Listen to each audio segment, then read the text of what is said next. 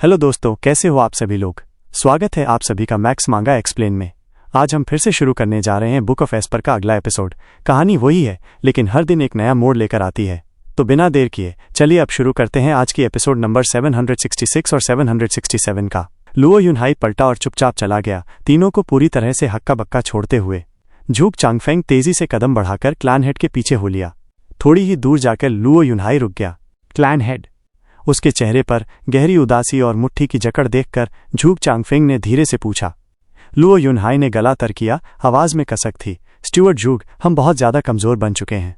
उस वक्त भी जब लुओ क्लैन के पास कुछ भी नहीं था, मैं इतना बेबस कभी नहीं महसूस करता था। आज तो हमारे पास मौका था, हमने उसे पकड़ भी लिया था। हमने भारी कुर्बानियां दी थीं, बस जीत के एक कदम दूर थे। लेकिन फिर भी हमने सब छोड़ दिया, सिर्फ इसलिए क्योंकि ऊपर से ऐसा कहा गया। क्लैन हेड, मैं आपकी भावना समझता हूं। झूक चांगफेंग हल्के से मुस्कुराया, आंखों में धार थी। क्लैन हेड फिर से ताकत हासिल करना चाहता है, वैसा ही जैसे उस वक्त हम रुक नहीं रहे थे। लुओ युनहाई ने सिर हिलाया। हमने वेस्टर्न लैंड में तेजी से तरक्की की, लेकिन बहुत ही नरम रवैया अपनाया।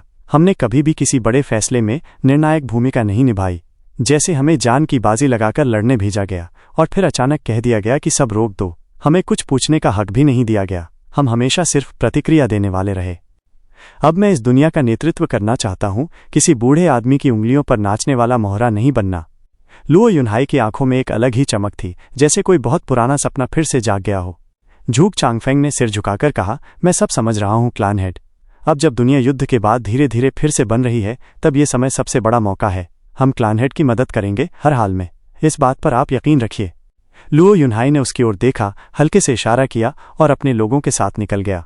लेकिन पहली बार उसकी आंखों में सत्ता की गहरी इच्छा साफ दिखाई दे रही थी। त्यानियों में जब वो था तो हर योजना झुओ फैन ही बनाया करता था। उस वक्त लुओ क्लैन कमजोर था, पर लाचार नहीं।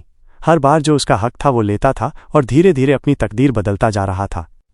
झुओ फैन के जाने के बाद उसने लुओ युनहाई को 3 महान बुद्धिमानों की मदद सौंपी और लुओ अलायंस के विकास की नींव तैयार की। उसने राइचस सेक्ट को इसकी जड़ से सींचा, ताकि कभी अपने मूल सिद्धांत और ईमानदार रवैये से दूर न हो जाए। इसीलिए लोग उसका सम्मान करते थे। लेकिन अब इतनी बड़ी होने के बावजूद लुओ अलायंस केवल वेस्टर्न लैंड का एक प्यादा बनकर रह गया था। इधर उधर घसीटा जा रहा था, जैसे कोई आदेश हो तो भागो, युद्ध करो, लेकिन जब कह दिया जाए कि रुको तो सब कुछ रोक दो, और वो भी बिना ये समझाए कि क्यों। ऊपर जो सौदे हुए उसमें न तो उनका कोई हाथ था, न ही उनकी कोई राय। उन्हें सिर्फ इस्तेमाल किया गया। लुओ युनहाई ने कभी नहीं सोचा था कि कोई उसे इतनी बेरुखी से पेश आएगा, जैसे कोई उपयोगी औजार हो। बस उसका दिल जल उठा। उसने तय कर लिया था कि अब वो ये कमजोरी और बेबसी नहीं झेलेगा। इस बेरहम दुनिया में नैतिकता और कर्तव्य की कोई कीमत नहीं, जब तक तुम्हारे पास ताकत ना हो। तुम चाहे अपने लोगों की परवाह करो, पर क्या तुम्हारे ऊपर वाले तुम्हारी परवाह करेंगे? तुम जनता के लिए सोचो, लेकिन क्या ऊंचे पदों पर बैठे लोग सोचेंगे? कर्तव्य और सम्मान की बुनियाद सिर्फ सुप्रीम पावर है, उसके बिना सब कुछ व्यर्थ है। इसीलिए तो भाई झुओ ने लुओ क्लैन को तियानियों के शिखर पर पहुंचाया था, फिर विदा लिया। क्योंकि अगर तुम किसी का दाहिना हाथ भी बनो, फिर भी तुम उसकी गोटी ही रहोगे। मैं इन सालों में बहुत आराम तलब हो गया हूं, तभी भाई झुओ की तकलीफ नहीं समझ पाया। लुओ युनहाई ने आंखें बंद की, हल्के से आंसू बह निकले, फिर उन्हें जोर से खोलकर दृढ़ संकल्प के साथ आगे देखा। अब नहीं भाई झुओ, आपने हमारे लिए 3 महान दिमाग छोड़े हैं, जो आक्रमण के लिए हैं, रक्षात्मक रवैये के लिए नहीं। अब लुओ क्लैन ऊपर चढ़ेगा और आज से ही चढ़ाई शुरू होगी। अब हम कभी किसी के कहने पर रुकेंगे नहीं। अब हम अपनी तकदीर खुद लिखेंगे, किसी और से नहीं लिखवाएंगे। लुओ युनहाई ठोस कदमों के साथ चल पड़ा। अब उसमें एक अलग ही विश्वास था। मोरोंग शुए एक शब्द भी नहीं बोली। अबे वो लौंडा कौन है रे, जो मेरी लड़की पे चिल्ला रहा था? अपने आप को क्या समझता है? ओयांग चांगछिंग को अब जाकर होश आया और गुस्से में बड़बड़ाने लगा। शांगुआन छिंगेन ने उसकी ओर देखकर हल्की हंसी में कहा, अब बोल रहे हो, जब वो जा चुका है? जब सामने था तब क्या कर रहे थे? वो क्या है ना? उसकी बातें सही लग रही थी। मेरे पास कोई जवाब नहीं था। फिर ऊपर से वो बिग ब्रदर का भाई है, थोड़ा तो सब्र रखना पड़ेगा ना, वरना बिग ब्रदर मेरे पीछे पड़ जाएगा। सिर्फ बोलने में तेज, करने में जीरो। शांगवान छिंगेन ने आंखें घुमाई और ताना मारा। मुरोंग शुए की आंखें डोल उठीं और उसने ओयांग चांगछिंग से पूछा, तुमने उस पर यकीन कर लिया? क्या वो जो उस राक्षस ने किया वो निष्पक्ष था? ओयांग चांगछिंग ने उसकी ओर देखा, जवाब देने से डरते हुए। तभी एक परिचित आवाज सुनाई दी, शुअर, चांगछिंग, यानेर, तुम लोग यहीं हो? Elder brother, dad, father. तीनों अचानक खुशी से चौंक गए। मुड़कर देखा तो सामने वो लोग थे जिन्हें वो खोज रहे थे। तीनों के चेहरे गंभीर थे, भले ही उनकी आंखों में अपनों के लिए प्यार झलक रहा था। मुरोंग शुए को यह बदलाव महसूस हुआ और चिंतित होकर पूछा, ब्रदर, बात क्या है? तीनों ने गहरी सांस ली। मुरोंग ली ने बोलना शुरू किया, शुअर, यह हमारी आखिरी मुलाकात है। हो सकता है बहुत समय तक ना मिले या फिर कभी ना मिले। तीनों एक साथ चौंक गए। मुरोंग ली ने हाथ उठाकर शांत होने का इशारा किया। हमने तय किया है कि अब से हम सेवा मुक्त होकर डाओ की साधना करेंगे। अब से शुए, तुम मुरोंग क्लान की कार्यवाहक क्लान हेड होगी। चंगचिंग, अब से सेक्ट में तुम्हें खुद ही अपना ख्याल रखना होगा। यानर, जाकर मेरे फैसले को हमारे वेनरेबल्स और एल्डर्स को बताना। अपना ध्यान रखना। ओयांग लिंगेटियन और शांगवान फेशियोंग ने भी अपने अपने बच्चों को ढाढ़स बंधाया। उनके चेहरे पर दृढ़ता थी। जूनियर्स हक्के बक्के रह गए, लेकिन क्यों? इनविंसिबल सोर्ड से लड़ाई के दौरान हमें समझ आया कि हमने अपने जीवन को दुनियावी मामलों में उलझा लिया था, जिससे डाओ की राह नजर ही नहीं आई। हम अपने दिमाग को इन झगड़ों में उलझाते रहे, जबकि सर जुओ और बेली यूटियन जैसे लोग दुनियावी जीवन में रहकर भी सिर्फ डाओ की राह पर ध्यान देते हैं। इसलिए अब हमें वापस एकांत साधना में लौटना होगा। मुरोंग ली अकेले बोल रहा था, और दूसरा कारण तो तुम समझ ही गए होगे। युद्ध कैसे रुका? जूनियर्स उलझे से दिखे। मुरोंग ली ने लंबी सांस ली। शायद तुम अभी बहुत छोटे हो इसे समझने के लिए, इसलिए मैं बता देता हूं। जब हमने मलबे के बीच से आंखें खोली तो देखा युद्ध खत्म हो चुका था। हमने सेक्ट लीडर लिंग से बात की और फिर पता चला कि बाइली जिंगवे के साथ सौदा हुआ है, 100 साल की शांति। लेकिन 100 साल बाद इनविंसिबल सॉर्ड को कौन रोकेगा? हमें इसका कोई जवाब नहीं मिला। शायद उन्होंने इस पर कभी सोचा ही नहीं, क्योंकि अगर इनविंसिबल सॉर्ड मर गया तो चारों सॉर्ड किंग्स अपनी अपनी जमीनों पर तबाही मचाएंगे, और अगर वो बच गया तो भविष्य में फिर युद्ध होगा और इससे भी ज्यादा मौतें होंगी। श्योर, हमारी क्लान वीरता की प्रतीक थी, शंगवान क्लान न्याय की, लेकिन अब हमारे वेनरेबल्स ने भी सौदा मंजूर कर लिया, बस इसलिए कि हमारी क्लान 100 साल और जिंदा रह जाए। मुरोंग शुए ने सिर झुका लिया, होंठ काटने लगी। मुझे बचा लो, लेकिन दुनिया को बचा लेना। यही मुरोंग क्लान की नींव थी। लेकिन कभी सोचा नहीं था कि एक दिन आएगा जब बुजुर्ग लोग अपने बच्चों पर 100 साल का दर्द टाल देंगे। मुरोंग ली ने सिर हिलाया। सुअर, हमने दुनियादारी में फंसकर अपने सिद्धांतों को खो दिया है। मुरोंग क्लान अब वैसा नहीं रहा, शंगवान क्लान भी नहीं। इसलिए हमने फैसला लिया है कि अब हम सब वर्ल्डली अफेयर से पीछे हटेंगे। धर्म और न्याय की बात अगर दुनियावी जीवन में घसीटी जाए तो बस विनाश ही होता है। शायद इससे तो डेविल कल्टिवेटर्स को अपना मार्ग बेहतर समझ में आता है। मुरोंग शुए का शरीर कांप गया। जुओ फैन की चेतावनी उसके कानों में गूंज उठी। अगर राइचस लोगों को आखिरी मुकाम तक पहुंचना है तो उन्हें ऊपर उठना ही होगा। अगर तुम दुनियादारी में घिर गए तो तुम्हारा डाओ हार्ट दूषित हो जाएगा, और जब तुम अपने ही अंदर के राक्षसों में डूब जाओगे तो दोबारा कभी राइचस नहीं बन पाओगे। उस राक्षस को दोनों रास्तों की इतनी स्पष्ट समझ है, तो क्या मैं ही हूं जो अभी तक समझ नहीं पाई? जूनियर्स, अब हम चलते हैं। मुरोंग ली ने हाथ जोड़कर हंसते हुए विदा ली। बाकियों ने भी वैसा ही किया और चुपचाप चले गए। जूनियर्स की आवाज तब तक उन तक नहीं पहुंची। मुरोंग शुए वहीं खड़ी रही, आंखें बंद की और एक गहरी सांस ली। उसे जुओ फैन की वो व्यंग्यात्मक मुस्कान याद आ गई। सच बोलने के लिए शब्दों की जरूरत नहीं पड़ती। उसका अपना भाई ही उनके क्लैन से निराश हो गया था। उनके क्लैन ने पहले ही अपनी राइचस छवि खो दी थी, चारों लैंड के लोगों को बेच दिया था। ये सब उन्होंने किया था, न कि उन शैतानी लोगों ने।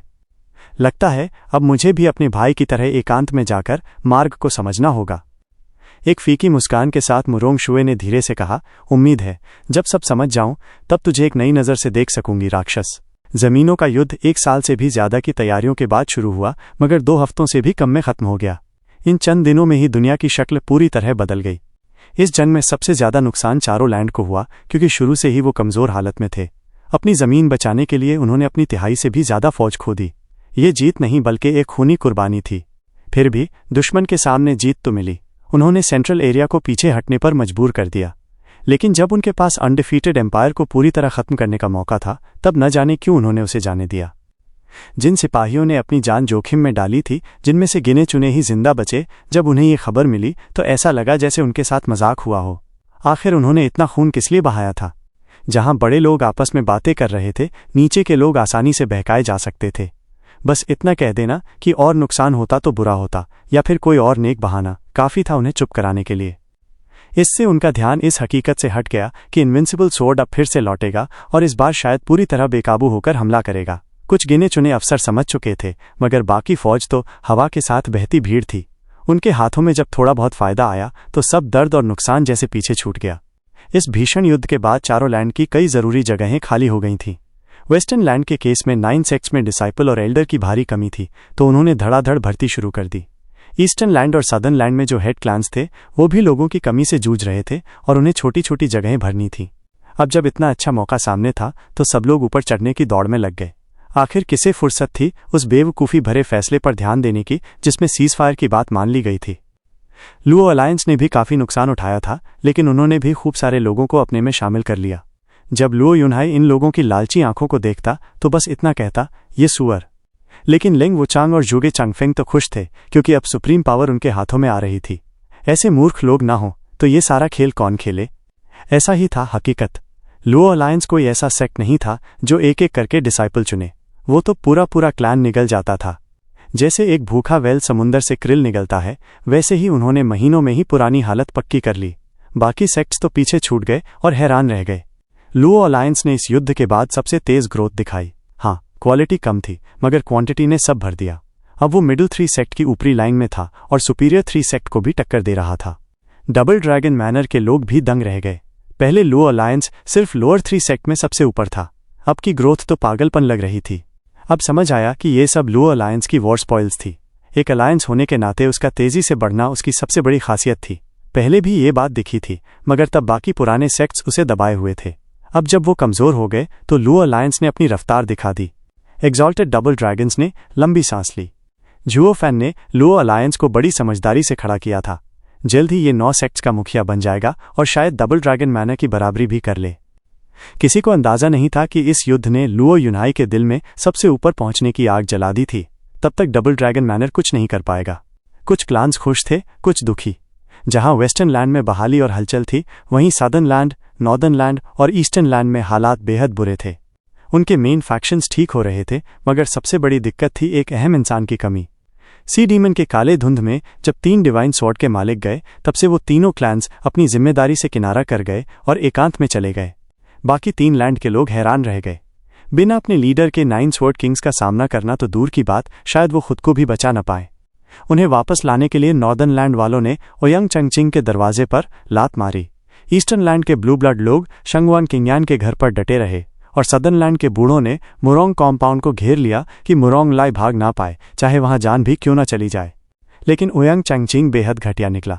उसे पता था सबको उसकी ज़रूरत है, तो उसने उसी वक्त रिश्वत मांग ली और हर दिन सबके सामने खुद को नॉर्दर्न लैंड का राजा दिखाता, सबकी नसों पर खेलता, क्योंकि वो जानते थे उसे हाथ नहीं लगा सकते।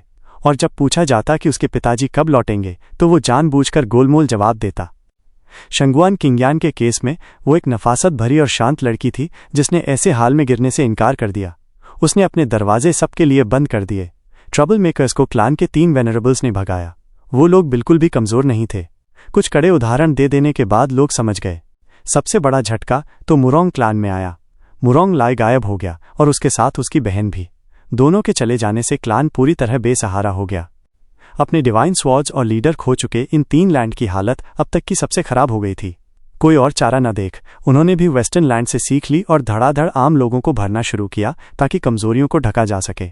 जितने ज्यादा उतना अच्छा। चारों लैंड की ऐसी दुर्गति सेंट्रल एरिया के लिए सुनहरा मौका था कि वो सबको कुचल दे। 9 स्वॉर्ड किंग्स के एक डिवीजन से ही काफी था सब निपटाने के लिए। मगर बैली जिंगवेई का शांति समझौता इस रास्ते को बंद कर चुका था। उसने अपने डाव हार्ट की कसम खाई थी कि 100 साल तक इन लैंड पर हमला नहीं करेगा। पर बायली जिंगवे जैसा समझदार इंसान खुद को यूं 100 साल के लिए रोक नहीं सकता था। ये शांति मजबूरी में हुई थी। उसे वाकई में 100 साल की शांति चाहिए थी। स्वॉर्ड स्टार एम्पायर सबसे ताकतवर था, सबसे बड़ी फौज थी, लेकिन अब वो एकजुटता खत्म हो चुकी थी। अब तो सिर्फ टुकड़े टुकड़े बचे थे। इतने बड़े इलाके और दौलत के बीच सिर्फ 2 हफ्तों में ही लाखों बगावतें उठीं। 1/3 शहर गिर गए। ये सेंट्रल एरिया के इतिहास की सबसे भयानक गृहयुद्ध थी। जुओ फैन ने बड़ा चालाकी से सरीन शोर्स ट्रेडिंग को बगावत के लिए उकसाया। थोड़े से वक्त में ही सरीन शोर्स ने ये ताकतवर एम्पायर को उल्टा कर दिया, क्योंकि वहां उन्हें रोकने वाला कोई मजबूत फौज थी ही नहीं। ये पूरा विद्रोह एक चेन रिएक्शन बन गया। एक उठातो और छोटे छोटे गुंडे भी उसके पीछे लग गए और ये शक्तिशाली देश जो 1000 साल से शांति में था वो देखते ही देखते जलकर राख हो गया। बायली जिंगवे खुद भी चौंक गया ये देखकर कि जिस शांति को उसने बरकरार रखा था उसके अंदर इतनी मुसीबतें छिपी थीं। पहले ही काबू पा लिया जाता तो कुछ नहीं होता। अब तो हालात उसके हाथ से बाहर जा रहे थे। अब उसे पेट्रियार्क की हालत भी देखनी थी और 4 स्वॉर्ड किंग्स को भी संभालना था। उसे पता था कि अब स्वॉर्ड स्टार एम्पायर पहले जैसा नहीं रहेगा। बगावत बहुत बड़ी थी, शायद वो इसे दबा सके, लेकिन चिंगारियां तो बची रहेंगी। इतनी बड़ी जमीन से सारे बाहरी तत्वों को हटाने के लिए वक्त और सब्र चाहिए, कम से कम 100 साल। बैली जिंगवेई ने कसम इसलिए खाई थी ताकि 4 लैंड उसके देश को और तबाह न कर दें। मज़ेदार बात यह कि चारों लैंड के लीडर यही समझ रहे थे कि उन्होंने बैली जिंगवे को मजबूर कर दिया और अपनी जीत का जश्न मना रहे थे। उन्हें पता ही नहीं था कि बैली जिंगवेई ने पूरे वक्त उन्हें ही अपने खेल में फंसाए रखा। अब वक्त की सबसे ज्यादा जरूरत थी प्राइम मिनिस्टर बायली को। ग्रैंड मास्टर, पेट्रियार्क की हालत कैसी है? एक अंधेरे हॉल में एक बूढ़ा आदमी भारी पर्दा हटाकर बाहर आया। बायली जिंगतेन तुरंत उसके पास दौड़ा। पीछे एम्परर और क्राउन प्रिंस भी थे। बूढ़े ने झुककर कहा, your majesty prime minister, your highness, मैंने पेट्रियार्क को 12th ग्रेड की मेडिसिन दी है जिससे उनकी हालत स्थिर है। लेकिन क्या हुआ? तीनों ने एक साथ चिंता से पूछा। बूढ़े ने भौहें सिकोड़ते हुए कहा, पेट्रियार्क की चोटें बहुत गहरी हैं, उनका युआन क्यू खत्म हो चुका है, उनका कोर भी डैमेज्ड है। वो पहले 1000 साल तक जी सकते थे, मगर अब इस हालत में वो सिर्फ 100 साल और जी पाएंगे। उसके बाद कुछ नहीं किया जा सकता। मतलब पेट्रियार्क के पास सिर्फ 100 साल बचे हैं। बायली जिंगवे की सांस अटक गई। ग्रैंड मास्टर, ये नेशन पेट्रियार्क के बिना नहीं चल सकता। कुछ तो। बूढ़ा बोला, हर इंसान की एक सीमा होती है, मेरी भी, सिवाय इसके कि पेट्रियार्क कोई नया स्टेज पार कर जाए और अपनी उम्र बढ़ा ले। मैंने इतने सालों में कोई ऐसा केस नहीं देखा जहां कोई पीक के बाद और आगे बढ़ा हो। इसलिए बैली जिंगवेई ने अपनी हथेली से उसका सिर फोड़ दिया। उसकी आंखें ठंडी थीं। बायली जिंगशी चौंक गया। वो तो इंपीरियल 12th ग्रेड आल्केमिस्ट था। पेट्रियार्क की हालत का एक शब्द भी बाहर नहीं जाना चाहिए। बायली जिंगवे ने लाश की तरफ देखा। योर मैजेस्टी, चाहे वो कैसा भी हो, वो पेट्रियार्क की मदद नहीं कर सकता था। सोचो, अगर 4 स्वॉर्ड किंग्स को पता चला कि पेट्रियार्क अब कमजोर है तो वो क्या करेंगे? बायली जिंगशी ने सोचा और सिर हिलाया। तुमने उन्हें कैसे संभाला? उन्हें सब कुछ पता नहीं चला। मैंने पूरी सावधानी बरती। पेट्रियार्क को इंपीरियल कैपिटल लाते वक्त कोई खबर बाहर नहीं जाने दी। 5 स्वॉर्ड किंग से भी कुछ न कहने को कहा। वो खुद जख्मी थे, उन्हें इलाज के लिए भेज दिया। बाकी 4 को विद्रोह दबाने भेजा। जब तक पेट्रियार्क जिंदा है तब तक कोई कुछ नहीं करेगा। इसलिए पेट्रियार्क को हर हाल में बचाना होगा। बैली जिंगवे की आंखों में नफरत थी, आवाज लोहे सी सख्त।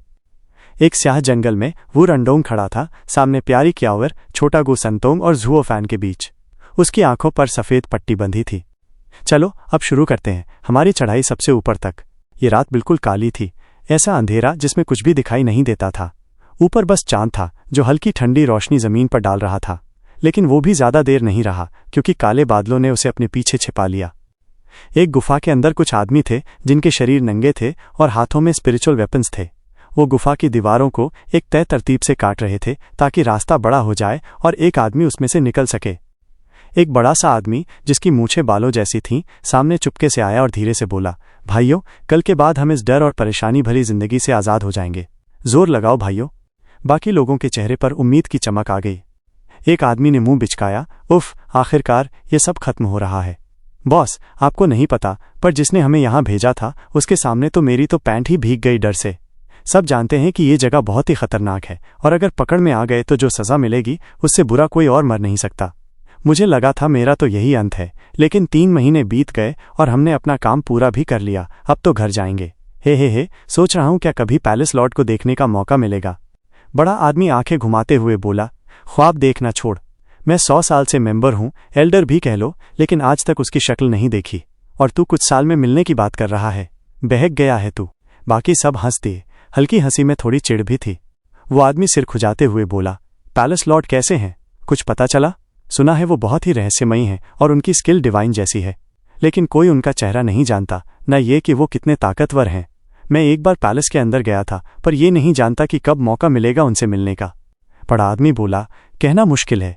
मैंने तो बस इतना सुना है कि पूरे लैंड में कोई भी पैलेस लॉर्ड का रास्ता नहीं रोक सकता। एक बार मेरे पैलेस ब्रदर्स को 50 जेनेसिस स्टेज के एक्सपर्ट्स ने घेर लिया था। उन्होंने जैसे ही आंखें झपकाईं, वो सब बस खून के धब्बे बन चुके थे। फिर एक आवाज आई, वो भी पैलेस लॉर्ड की, जिसने कहा था कि अब चले जाओ। पैलेस लॉर्ड की तारीफें फिर हर जगह फैल गईं। वो सब चौंक गए। हाय, 50 जेनेसिस स्टेज के एक्सपर्ट्स एक झटके में खत्म? क्या वो सेंट्रल एरिया के स्वॉर्ड किंग जैसे हैं? बड़ा आदमी हंसते हुए बोला, स्वॉर्ड किंग की क्या बिसात है उनके सामने। मैंने तो सुना है कि पैलेस लॉर्ड के पास खुद के 5 किंग हैं जो स्वॉर्ड किंग के बराबर हैं, लेकिन फिर भी वो सबसे स्ट्रांगेस्ट हैं। बाकी सब हैरानी से बोले, अरे वाह। फिर बोले, कहीं ये सब बस हवाई बात तो नहीं? स्वॉर्ड किंग से भी ताकतवर? क्या वो इनविंसिबल स्वॉर्ड के लेवल का है? बड़ा आदमी बोला, इनविंसिबल स्वॉर्ड को तो 1 सदी से किसी ने देखा ही नहीं। शायद वो मर चुका है। पिछले युद्ध में तो वो वैसे ही मरने के कगार पर था। एम्पायर बस बात छुपा रहा है। चलो अब गपशप बहुत हुई, वापस काम पर लग जाओ। बड़ा आदमी हाथ हिलाकर बोला और सब लोग फिर से स्पिरिचुअल वेपन से दीवार को काटने लगे। उनके चेहरे पर गहरी उत्सुकता साफ झलक रही थी। आखिर ये पैलेस लॉर्ड कौन है? क्या वो वाकई इतना ताकतवर है? उसी वक्त एक नाटा आदमी भागता हुआ आया और चिल्लाया, भागो, फ्लाइंग क्लाउड मैनर के कुत्ते आ गए। सब चौंके। Flying cloud manner? एक ने घबराकर कहा, मैंने पहले ही कहा था कि ये जगह बहुत खतरनाक है। अब जब हम बस पूरे होने ही वाले हैं तो फ्लाइंग क्लाउड मैनर को पता चल गया। शंगुआन फेयून 10 स्वॉर्ड किंग्स में से एक है। उसकी बेरहमी और हिंसा के लिए जाना जाता है। अब क्या करें? बड़े आदमी ने उसे जोर से थप्पड़ मारा और डांटा, बस कर, भागो, लेकिन जाते जाते गुफा को बंद कर देना ताकि ये सारा काम बेकार न जाए। सबने सिर हिलाया और इशारे से गुफा को छिपाया और उड़कर भागने लगे। तभी अचानक एक दर्जन बूढ़े लोग उनके सामने आ गए और अपनी जेनेसिस स्टेज की शक्ति छोड़ दी। सब कांप उठे, जान गए कि अब क्या होने वाला है। एक एल्डर हंसते हुए सामने आया और बोला, हा हा हा, बड़े हिम्मती हो तुम लोग। फ्लाइंग क्लाउड मैनर के इलाके में छेड़छाड़ कर रहे हो, मौत से खेल रहे हो क्या? उसका aura 7th layer of genesis stage का था। बड़ा आदमी आगे आया और अपनी शक्ति दिखाते हुए चिल्लाया, भाइयों, मैं रास्ता खोलता हूं, तुम भागो। वो सीधा उस एल्डर की तरफ झपटा। एल्डर हंसते हुए बोला, 6th layer of genesis stage? एक लेयर का फर्क नहीं, पूरी दुनिया का फर्क है। अगर तू सोचता है कि मुझसे बच निकलेगा तो सपना देख रहा है। हा हा हा। एल्डर उसके सामने आया और दोनों की हथेली टकराई। एल्डर 5 कदम पीछे हटा और बड़ा आदमी बस 1 कदम, लेकिन उसे रोकने में खून मुंह से बह निकला। फिर भी वो रुका नहीं, उस एल्डर के सीने पर सीधी हथेली मार दी। भाइयों ने चिल्लाया, ब्रदर ले। सब खुश हुए, लेकिन फिर वो देखकर चौंक गए कि बड़ा आदमी भी खून उगल रहा था। एल्डर, जो उड़कर गिरा था, गुस्से से दांत पीसते हुए बोला, हिम्मत है तेरी मेरी पूरी शक्ति की चोट सहकर मुझे मारा, लेकिन इससे सिर्फ तुझे ही ज्यादा चोट लगी है, बेवकूफ। बड़ा आदमी हंसा, हे, देखते हैं असली बेवकूफ कौन है। वो चिल्लाया, भाइयों भागो, मैं रास्ता साफ करता हूं। बाकी सब जो अभी तक स्तब्ध थे अब चेत गए। वो बोले, ब्रदर ले, हम तुम्हारी कुर्बानी बेकार नहीं जाने देंगे। एल्डर ने चिल्लाया, रोक लो इन्हें। बाकी एल्डर चारों तरफ से घेरने लगे। बड़ा आदमी फिर सामने आया और गर्जा, अगर मेरे भाइयों तक पहुंचना है तो पहले मुझे पार करना होगा। बाकी एल्डर्स बोले, बस यही तो हम भी चाहते हैं। बड़ा आदमी हंसा और अपनी पूरी शक्ति छोड़ दी। एल्डर चिल्लाया, यह खुद को उड़ा रहा है, हट जाओ। सब इधर उधर भाग गए।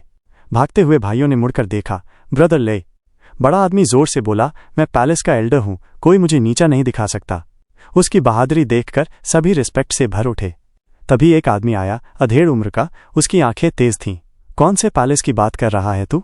तू चाहे खुद को उड़ा ले, इससे कोई फर्क नहीं पड़ेगा। इससे मुझे तो खरोंच तक नहीं आएगी। और याद रख, तू मर भी गया तो भी मैं तेरे भाइयों को नहीं छोड़ूंगा। बड़ा आदमी सिहर गया, उसका आत्मघात वहीं रुक गया। तू स्वॉर्ड किंग फेयन?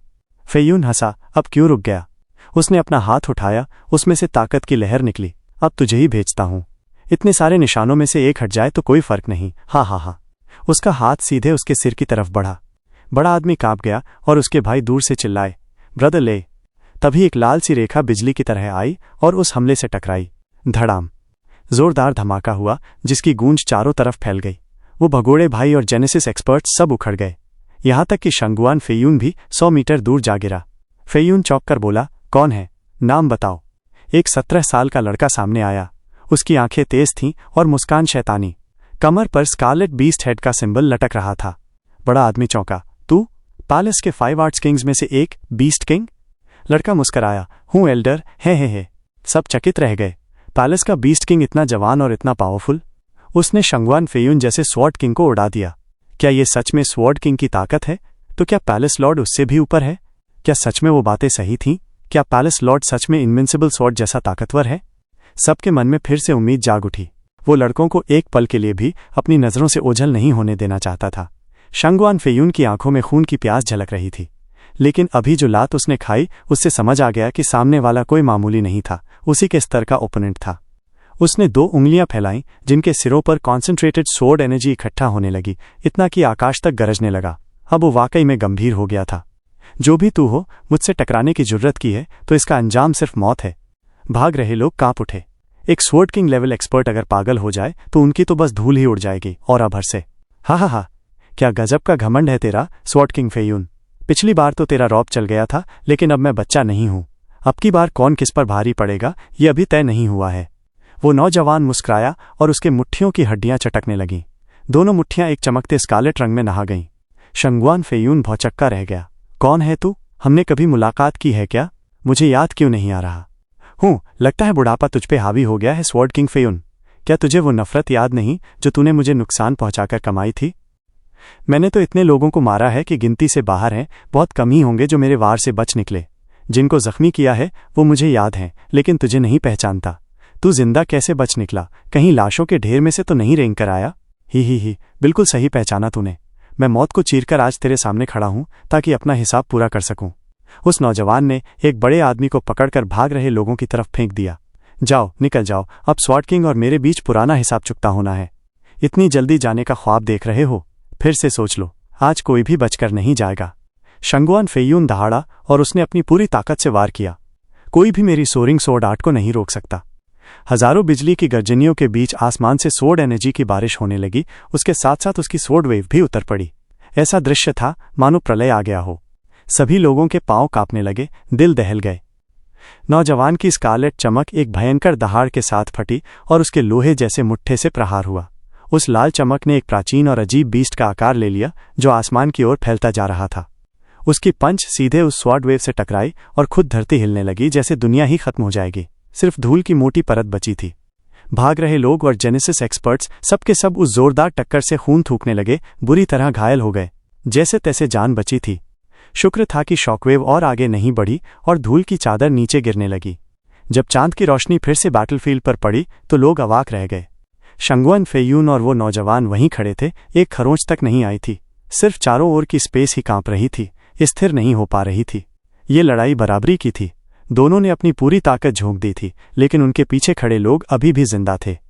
असल में वही लोग सबसे ज्यादा जख्मी हुए थे, लेकिन अब उनकी आंखें डर से फटी जा रही थीं, खून थम नहीं रहा था। ये दोनों तो ऐसे ताकतवर थे कि बाकियों की कोई औकात ही नहीं थी। किसी भी एक के पास अगर जरा सी भी ज्यादा ताकत होती तो सबका सफाया हो चुका होता। जेनेसिस एक्सपर्ट्स तो इतनी दहशत में थे कि आंखें बाहर आने को हो गई थीं। उन्हें तो यही नहीं पता था कि वो जिनके पीछे आए हैं वो असल में हैं कौन। ऐसी ताकत किसी संगठन में कैसे हो सकती है जो उनके स्वॉर्ड किंग के सामने टिक सके? अब तो पीछा करने का भी कोई मतलब नहीं बचा। पूछताछ तो दूर, जब तक ये बड़ा बॉस उनके साथ है कोई कुछ कर ही नहीं सकता। शंगुआन फेयून भी सन्न था। सिर दर्द से भरा हुआ लग रहा था, दिल बैठा जा रहा था। वो सालों से इस छुपे हुए संगठन की तहकीकात कर रहा था, लेकिन आज पहली बार उसने उन्हें छुआ था। पर कभी सोचा भी नहीं था कि वहां से इतना ताकतवर कोई आएगा। और उस पर तुर्रा ये कि वो नौजवान भी था। शंगुआन फेयून की रीढ़ में एक सिहरन दौड़ गई, उसे बेचैनी घेरने लगी। वो नौजवान हंसते हुए बोला, शंगुआन फेयून, 100 साल बीत गए लेकिन तू अब तक वहीं का वहीं है। मैंने तो खुद इस इलाके की जिम्मेदारी मांगी थी ताकि तुझसे लड़ सकूं, और अब लग रहा है कि ये तो बहुत आसान है। उसने पीछे मुड़कर भागते हुए लोगों की तरफ मुस्कुराया। मैंने तुम लोगों से कहा था ना कि निकल जाओ, अब मैं और स्वॉर्ड किंग ही लड़ेंगे। तुम सब बीच में आओगे तो मारे जाओगे। अरे ओ! वो लोग उछल पड़े, फिर सर हिलाते हुए दौड़ पड़े। शंगुआन फेयून गुस्से में चीखा, तुम लोग कहीं नहीं जा सकते। धड़ाम! लेकिन वो नौजवान फिर सामने आ गया और एक और लात मारकर उसे पीछे धकेल दिया। स्वॉर्ड किंग फेयून, तेरा ओपोनेंट मैं हूं। ही। शंगुआन फेयून तिलमिला गया, खासकर इसलिए क्योंकि वो जानता था कि वो कुछ नहीं कर सकता। उसके साथ आए एल्डर भी सोच रहे थे कि भाग रहे लोगों का पीछा करें, लेकिन उस नौजवान की आंखों में झांकते ही उनके कदम रुक गए। एक स्वॉर्ड किंग लेवल एक्सपर्ट तो बस उंगली से जान ले सकता है। स्वॉर्ड किंग फेयून का चेहरा बुझा हुआ था, आंखें खून से लाल, और वो भागते हुए लोगों को देख रहा था जैसे कीड़े भाग रहे हों और वो कुछ कर ही नहीं पा रहा हो। वो गुस्से में दहाड़ा और सारी भड़ास उस नौजवान पर निकाल दी। लगातार स्वॉर्ड वेव छोड़ने लगा। धड़ाम! सारी धरती हजारों मील तक कांपने लगी, जैसे बारिश हो रही हो तलवारों की। पीछे भागते लोग एक बार मुड़कर देखने लगे, जहां एक तेज चमक उठ रही थी। उनकी आंखों में श्रद्धा झलकने लगी। ब्रदरले, हमने पैलेस ज्वाइन करके सही किया। हमारी ताकत तो हमारी सोच से भी कहीं आगे है। पैलेस के प्रोटेक्टर्स यानी आर्च किंग्स अगर इतने ताकतवर हैं तो सोचो पैलेस लॉर्ड कितना महान होगा। सब खुशी से झूमने लगे। ब्रदरले ने सबके सिर पर थप्पड़ मारा और खून पोंछते हुए बोला, होश में आओ। पैलेस लॉर्ड ऐसे नहीं आएगा जैसे तुम बुला लोगे। मैं एल्डर हूं और अब तक उन्हें नहीं देख पाया। अगर वो सामने आया भी तो मुझे देखेगा, तुम लोगों को नहीं। अरे हाँ भाई, ले की बात सही है। हा। सब हंसने लगे और नई सुबह की उम्मीद में आगे बढ़ते रहे। ब्रदरले, सुना है एक अफवाह पूरे संसार में फैल रही है। मैंने पहले तो उसे मजाक समझा, लेकिन जितना सोच रहा हूं उतना ही सच्चा लगने लगा है। ब्रदर ले चौंक गया और हैरानी से उस पर नजर डाली, फिर जोर की हंसी फूट पड़ी। भाइयों, पैलेस लॉर्ड के साथ हमारा भविष्य तो बस सुनहरा ही है, हा हा हा। पीछे अब भी गड़गड़ाहट गूंज रही थी। वो नौजवान और शंगुआन फेयून सैकड़ों बार टकरा चुके थे। दोनों हाँफ रहे थे, लेकिन आंखें अब भी एक दूसरे से टकरा रही थीं। सूरज की पहली किरण जब धरती पर पड़ी तो नौजवान ने सोचा कि अब तक बाकी सब लोग दूर निकल गए होंगे। वो मुस्कुराया और हल्के से हाथ हिलाकर बोला, शंगुआन फेयून, अब बस आज के लिए यहीं तक, फिर लड़ेंगे, अलविदा, हा हा हा। और वो लाल चमक में बदल कर उड़ गया। रुक जा! शंगुआन फेयून लाल आंखों से चीखा, लेकिन कुछ कर नहीं सका, बस हाथ हिलाता रह गया। ये छिपा हुआ संगठन आखिर आया कहाँ से? रिपोर्ट! एक आवाज गूंजी और एक महल का गार्ड झुककर एक जेड स्लिप सौंपते हुए बोला, sword king sir, prime minister का आदेश है। सभी 10 स्वॉर्ड किंग्स को राजधानी बुलाया गया है ताकि सभी जगह उभर रहे डेविल पैलेस से कैसे निपटा जाए इस पर चर्चा हो सके। Devil palace? शंगुआन फेयून ने भौहें सिकोड़ ली और उस दिशा में देखा जहां वो नौजवान गया था। अब एक और डेविल पैलेस आ गया क्या? आखिर ये है क्या चीज? डैड, मैं वापस आ गया हूं। शंगुआन फेयून के इलाके वाला काम निपट चुका है। एक अंधेरी सी सभा हॉल में, जहां बस कुछ मोमबत्तियों की मध्यम रोशनी थी, एक ऊबी हुई सी आवाज गूंजी। एक खूबसूरत सा नौजवान मुस्कुराता हुआ अंदर आया, सीधा बीच में चला गया। वही बीस्ट किंग जो शंगुआन फेयून के साथ 300 से ज्यादा बार आमने सामने भिड़ चुका था। अरे डैड, फिर से नहीं है क्या? पैलेस लॉर्ड 2 हफ्ते पहले निकल गए थे दुनिया की सैर करने। एक शांत और गूंजती सी आवाज आई और 1-2 मूंछों वाला अधेड़ उम्र का आदमी धुंधले अंधेरे से बाहर आया, मुस्कुराते हुए। यंग सांजी, जब शंगुआन फेयून वाला काम खत्म हो गया है तो तुम्हारे लिए एक और काम है, मगर उधर थोड़ी दिक्कत है जिसे तुम्हें संभालना होगा। गु संतोंग ने ऊब कर हाथ हिलाया, प्लीज अंकल डोंग, अभी अभी लौटा हूं। ना डैड से मिला हूं ना क्यावर से, पहले उन्हें ढूंढना चाहता हूं। पता है आपको वो कहाँ गए? उस हल्की रोशनी में जो चेहरा दिखा वो सरीन शोर्स ट्रेडिंग के चेयरमैन वू रंडोंग का ही था, बस अब ज्यादा परिपक्व और शांत हो गया था। पहले जैसी जल्दबाजी नहीं रही, अब वो अपने चरम पर था। बाहर की दुनिया में तुम पैलेस के 5 धर्मा किंग्स में से एक हो, पैलेस लॉर्ड के बाद सबसे बड़े। तुम्हें मुझसे ज्यादा पता होना चाहिए कि वो कहाँ हैं, और जब तुम उनके बेटे भी हो तो और भी ज्यादा जानना चाहिए। मुझसे क्यों पूछ रहे हो? सच कहूं तो डैड अक्सर कहाँ जाते हैं इसका अंदाजा मुझे भी होता है। या तो वो क्षितिज की ओर ताकते हुए नॉर्थ सी के किनारे होते हैं, माँ को याद करते हुए, या फिर ध्यान में, या स्वॉर्ड शैक में। ताली बजाते हुए गु संतोंग हंसा, मैं उन्हें अभी जाकर देखता हूं। रुको, स्वॉर्ड शैक क्या है? मेरा काम कौन करेगा? भागते हुए रुका गु संतोंग, फिर मुड़कर गंभीरता से बोला, अंकल डोंग, आप निजी तौर पर मेरे बड़े हो सकते हैं और मैं आपकी मदद भी कर सकता हूं, मगर ये मामला सार्वजनिक है। ऐसे में क्या ये ठीक होगा कि आप अपने सीनियर को काम सौंपें? पैलेस लॉर्ड ने मुझे 2 धर्मा किंग्स को भेजने का हक दिया है, वू रंडोंग ने सम्मान से कहा। पैलेस लॉर्ड ने कहा था कि अब तुम बड़े हो गए हो और काम संभाल सकते हो, इससे पहले कि किसी काम का कबाड़ा कर दो। अंकल डोंग, जरा सोचिए, इन 100 सालों में जब से हम साथ काम कर रहे हैं, मैंने कब किसी काम में गड़बड़ की है? पैलेस लॉर्ड ने कहा है कि तुम मुसीबत को खींचते हो और तुम्हें थोड़ा अनुशासन चाहिए। गु संतोंग का चेहरा झुंझला गया, उसने घूर कर देखा और फिर बाहर निकल गया। मैं डैड से खुद पूछूंगा कि मैं आखिर मुसीबत कैसे खींचता हूं, और हो सकता है मुझे उनसे 2-2 हाथ भी करने पड़े। मुझे मत रोकिए, रुक जाओ, भागने की सोचो भी मत। वो रंडोंग ने उसका हाथ पकड़ा और लंबी सांस लेकर कहा, ठीक है, जब इतना जिद्दी हो तो मैं किसी और को भेज देता हूं। और वैसे भी तुमने शंगुआन फेयून वाले इलाके का काम इसलिए किया था क्योंकि तुम्हारा उससे पुराना हिसाब था। आप तो कमाल हैं अंकल डोंग, ज्यादा खुश मत हो, बस एक बात कहनी है। बोलिए, बस वो काम मत दीजिए जिसमें मुझे आधे साल तक एक जगह बैठकर बोर होना पड़े। वू रंडोंग का चेहरा गंभीर हो गया और बोला, क्या तुम पैलेस लॉर्ड से एक बात पूछ सकते हो? स्वॉर्ड स्टार एम्पायर पर हमला कब होगा? मैं जब भी पूछता हूं वो कहते हैं अभी समय नहीं आया, इंतजार करो। तो फिर इंतजार करो। डैड ने यूं ही तो नहीं कहा होगा। आप उन पर विश्वास नहीं करते क्या? पैलेस लॉर्ड के निर्णय पर भरोसा है मुझे, लेकिन अब इस इंतजार से थक चुका हूं। वू रंडोंग ने मुट्ठियां भींच लीं, उसकी आंखों में नफरत की आग थी। 100 साल हो गए हैं, मेरा खानदान लगातार पीछा झेल रहा है। जब तक ये नफरत जिंदा है मैं शांति से कल्टीवेशन नहीं कर सकता। डर है कि बुढ़ापे में ही कहीं सब खत्म न हो जाए। बाली जिंगवे ने इस सदी में एम्पायर को फिर से खड़ा कर दिया है और अब मुझे कोई उम्मीद नहीं दिखती कि हम उसे गिरा सकें। इसी वजह से मैं पैलेस लॉर्ड से बार बार पूछता रहा, मगर जवाब हमेशा एक ही, इंतजार करो। आखिर में वू रंडोंग दांत पीसने लगा। गु संतोंग ने उसे घूरा, फिर उसके कंधे पर हाथ रखा। अंकल डोंग, डैड झूठ नहीं बोलेंगे, वो बस सही वक्त का इंतजार कर रहे हैं। स्वॉर्ड स्टार एम्पायर ही नहीं, हम भी लगातार ताकतवर हो रहे हैं। वू रंडोंग ने धीरे से सिर हिलाया। ठीक है, मैं डैड से बात करूंगा, चिंता मत कीजिए। अब मैं चला। गु संतोंग ने कंधा थपथपाया और जाने लगा, फिर जाते जाते मुस्कुराकर बोला, और हाँ अंकल डोंग, एक दूत होने के नाते आपको पैलेस लॉर्ड की लोकेशन जानने की कोशिश नहीं करनी चाहिए। ब्रेकिंग डेविल पैलेस के नियम तोड़ना बड़ा अपराध है। मैं तो आपको छोड़ रहा हूं, मगर अब आप मुझ पर एक एहसान के कर्ज में हैं। हे। वू संतोंग चला गया और वू रंडोंग चुपचाप सिर हिलाते हुए खड़ा रहा, उसकी आंखें गहरी उदासी में डूबी हुईं। 1 महीने बाद वेस्टर्न लैंड और सेंट्रल एरिया के बॉर्डर पर बसा एक छोटा सा शहर था, स्वॉर्ड फॉल। यहाँ आबादी कम थी और इसकी गुमनाम सी जगह होने के कारण युद्ध की आंच भी यहाँ नहीं पहुंचती थी। मगर एक दिन एक अजनबी के आने से सब कुछ बदल गया। कोई नहीं जानता था वो कौन है, कहाँ से आया है। लोग उसे बस एक ही नाम से पहचानते थे, ब्लाइंड स्वॉर्डस्मिथ। उसकी आंखों पर बंधी सफ़ेद पट्टी कभी नहीं हटती थी, मगर उसका रिफाइनिंग हुनर ऐसा था कि लोग हैरान रह जाते थे। दूर दूर से रिफाइनिंग मास्टर्स आते, पर उसकी स्पिरिचुअल स्वॉर्ड देखकर सब निराश होकर लौट जाते। इस शहर में उसने बस स्पिरिचुअल स्वॉर्ड्स ही रिफाइन किए, इसीलिए लोग उसे यही नाम देने लगे, और उसकी वजह से शहर का नाम भी बदल गया। जितने भी मास्टर रिफाइनर्स वहां आए, सबकी स्वॉर्ड्स उसके आगे फीकी लगती थीं। कई बड़े खानदान और रसूखदार लोग उसकी खाती सुनकर मिलने आए, मगर वो खुद में गुम रहने वाला था। मिलने भी दिया तो जवाब देना जरूरी नहीं समझता था, और जो ज्यादा जिद करते वो गुम हो जाते। इससे बाकी लोग डरने भी लगे और उसका सम्मान करने लगे। धीरे धीरे जब लोग थक गए या कुछ को नुकसान हुआ या बाकी ने परेशान होकर हार मान ली, तो ब्लाइंड स्वॉर्डस्मिथ की चर्चा सिर्फ एक स्थानीय किंवदंती बनकर रह गई। वो एक छोटी सी झोपड़ी में रहता था, जिस पर एक पट्टे में खुदा हुआ था स्वॉर्ड शैक। उस बांस की झोपड़ी में टंगी स्पिरिचुअल स्वॉर्ड्स में एक के बाद एक हल्की खनक उठी। करीब 16 साल की एक लड़की, जिसकी बाल बैंगनी रंग के थे, एक ठंडी सी सफ़ेद तलवार थामे बोली, डैड, ये आपकी नई बनाई हुई है। इसका नाम आइस पाइन है। 1 मीटर लंबी, 9.5 किलो वजन, 5th ग्रेड की स्पिरिचुअल वेपन है।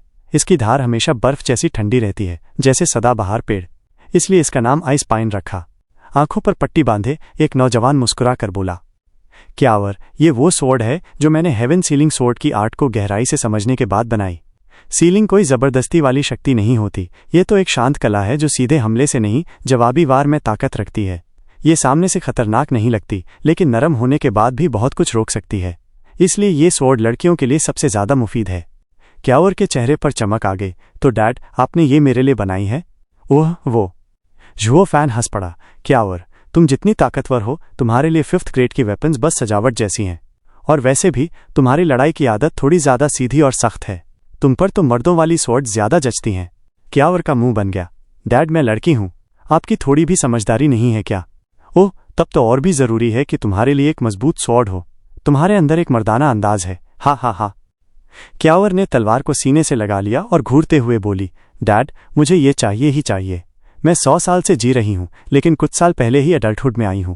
मैं भी इंसानी 16 साल की लड़की जैसी ही हूं। ये स्वॉर्ड मेरे कमिंग ऑफ एज का गिफ्ट होना चाहिए। तुम्हारा बचपन बहुत लंबा चला, 100 साल तक, हा, लेकिन फिर भी ये स्वॉर्ड तुम्हारे लायक नहीं है। मुझे फर्क नहीं पड़ता, मुझे चाहिए। कम से कम लोग तो मानेंगे कि मैं लड़की हूं। उससे आसान तरीका है, बस हिलना बंद कर दो। डैड, क्यावर ने मुंह फुला लिया और झुओ फैन हंस पड़ा। तभी एक मीठी नर्म आवाज गूंजी, सीनियर ब्लाइंड स्वॉर्डस्मिथ यहीं है क्या मैं उनसे मिल सकती हूं? अब ये हुई न बात, जवान लड़की की असली आवाज यही होती है। हा, झुओ फैन ने मजाक में कहा। क्यावर ने पूछा, तो फिर आप मिलने जा रहे हो उनसे डैड? तूने मुझे पिछले 100 सालों में कभी किसी साधारण मेहमान का स्वागत करते देखा है? झुओ फैन ने सिर हिलाया, लंबी सांस ली। अब मैं इन छोटी मोटी बातों से दूर रहना चाहता हूं। मुझे बस अपनी स्वॉर्ड शैक में शांति चाहिए, ताकि इन 4 तलवारों में छुपे रास्तों को समझ सकूं। झुओ फैन आराम से अपनी कुर्सी पर टिक गया। क्यावर थोड़ी उलझन में थी। फादर, जब आपको सुकून चाहिए तो किसी और जगह क्यों नहीं चले जाते? आप पिछले कई दशकों से ब्लाइंड स्वॉर्डस्मिथ के नाम से जाने जाते हो, और आपको मुश्किल से कुछ साल ही अकेले रहने को मिले हैं। अब जब फिर से कोई मरने चला आया है, तो हो सकता है अगला पूरा साल ऐसे ही पागलों से भरा रहेगा। हा, तो मैं उन्हें मारता रहूंगा। मैंने ये जगह चुनी है, तो अब क्यों हटूं यहां से? झुओ फैन ने नाक चढ़ाते हुए कहा, क्यावर, इन्हें भगा दो, और अगर जिद करें तो मार ही डालो। क्यावर जोर से चिल्लाए, डैड, किसी से नहीं मिल रहे, निकलो यहां से। गांव वाले सही कह रहे थे उस बूढ़े के बारे में। देखो कैसे अकड़ में हमें भगाने चला आया, जबकि उसे ये भी नहीं पता हम कौन हैं। हमारे नाम सुनकर तो इसका होश ही उड़ जाएगा। हा। बाहर से एक युवक ऊटपटांग चिल्लाने लगा।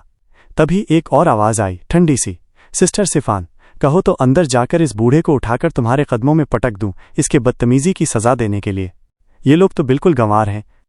क्यावर ने हंसते हुए कहा, डैड, पिछले कई सालों में हम ऐसे बहुत देख चुके हैं।